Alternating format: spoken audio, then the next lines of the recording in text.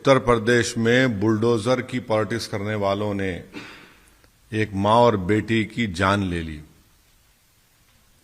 आपको सबक नहीं मिल रहा है। आप देश को बुलडोजर से चलाना चाहते हैं, संविधान से नहीं चलाना चाहते।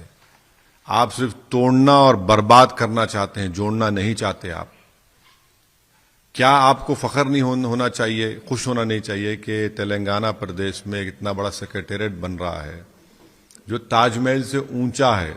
ताजमहल की खूबसूरती विश्व में किसी इमारत में नहीं आ सकती, और एक जगह पर पूरा मिनिस्ट्रीज होंगे, एडमिनिस्ट्रेशन होगा, गवर्नेंस अच्छा होगा। आप सिर्फ बर्बादी की बात करते हैं, आप जोड़ने की बात क्यों नहीं करते? सिर्फ बुलडोजर लगाएंगे, तोड़ देंगे, मिटा देंगे। कब तक आप ये बात करेंगे? क्या हासिल होने वाला है आपको? कुछ हासिल नहीं होगा। सियासी तौर पे कुछ हासिल नहीं होगा। तेलंगाना में आप टाइम फिश हो जाएंगे, देखना आप।